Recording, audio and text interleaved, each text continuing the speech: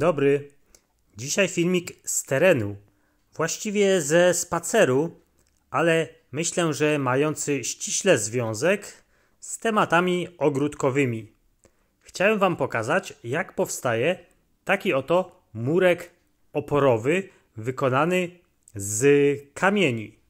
Myślę, że taki temat powinien zainteresować widzów, którzy posiadają działkę o znacznym nachyleniu. Na takich działkach o znacznym nachyleniu terenu konieczne jest czasami wykonanie takiego właśnie murku, czy też muru nawet oporowego. No i tutaj będziecie mogli zobaczyć, w jaki sposób taki mur powstaje. Z uwagi na fakt, że taki murek może również w ogrodzie pełnić funkcję dekoracyjną, myślę, że powinno Was to zainteresować.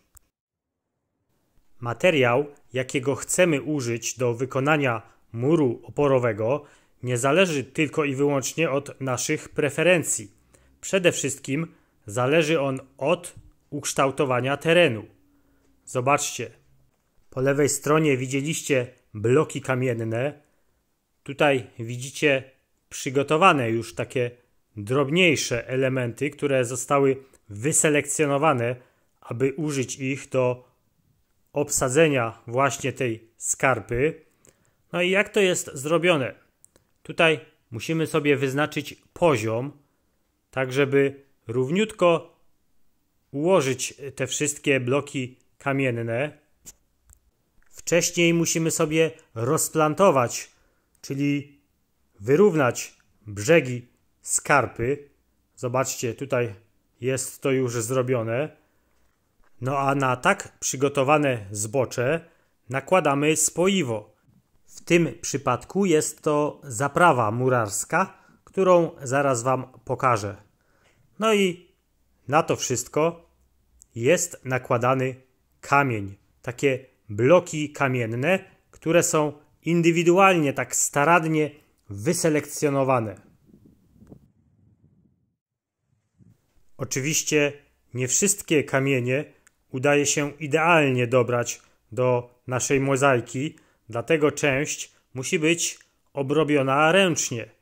Ręcznie, a właściwie odpowiednimi narzędziami, tak aby mniej więcej dopasować wszystko do takiego kształtu, który sobie zamierzamy wykonać na naszej skarpie. Są to, można powiedzieć, takie puzzle, które musimy dopasować do całości. Tutaj widzicie, jak te kamienie wyglądają. Część jest już obrobiona, a część dopiero będzie. Jak widzicie, ten konkretny mur oporowy ma za zadanie przeniesienie naporu ziemi oraz zabezpieczenie jej przed osuwaniem.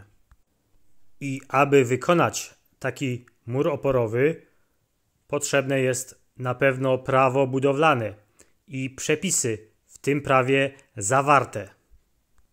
Ciężko mi też wyobrazić sobie, ile taki mur oporowy może kosztować, ponieważ to wszystko zależy od materiałów, które będą do niego użyte.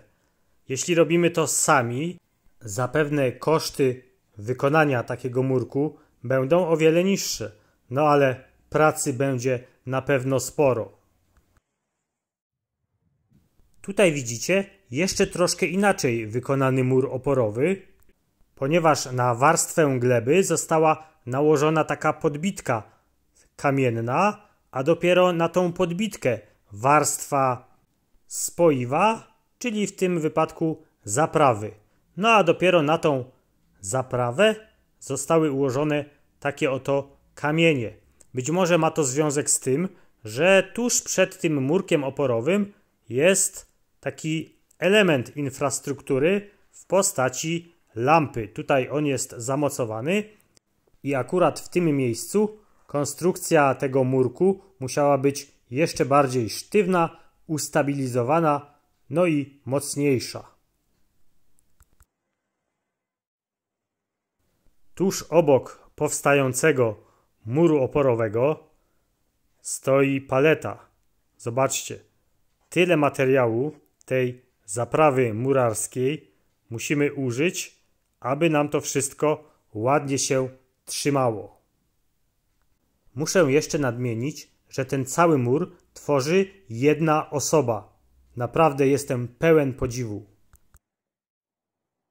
A tutaj jeszcze inny przykład, ponieważ skarpa nad tym murem oporowym, który jest wykonany z konstrukcji żelbetonowej, jest naprawdę potężna. Ale ten cały mur oporowy jest, czy też będzie zamaskowany właśnie taką mozaiką w postaci kamieni ozdobnych. Tutaj jeszcze widzicie, że nie jest to zrobione. Tutaj, gdzie jest ta płachta, to się dopiero tworzy, a na samym początku częściowo już ta konstrukcja żelbetonowa jest zamaskowana. Podejdę może troszkę bliżej i zobaczycie taką stertę kamieni, z których wykonywany jest właśnie ten murek. Te kamienie są troszkę inne niż te, które widzieliście poprzednio. Są to bardziej takie kwadraty i prostokąty, po to by łatwiej było je ustabilizować na tej bardziej pionowej ścianie. Tak prezentuje się fragment muru oporowego, który jest już gotowy. Jak widać, kamienie są ułożone w sposób taki dosyć gęsty, a między kamienie jest ułożone spoiwo tworzące taką fugę. No i całkiem fajnie się to prezentuje. Podejdę do kolejnego elementu. Tutaj jest fragment po prawej stronie jeszcze nieukończony, czyli nie ma nałożonej tej fugi, którą widać po lewej stronie. No i tak to właśnie wygląda. Tak wygląda gotowy mur, a tak prawie gotowy. Tutaj widać tą różnicę. Na pewno jest to żmudna i ciężka praca, szczególnie dla niedoświadczonej osoby.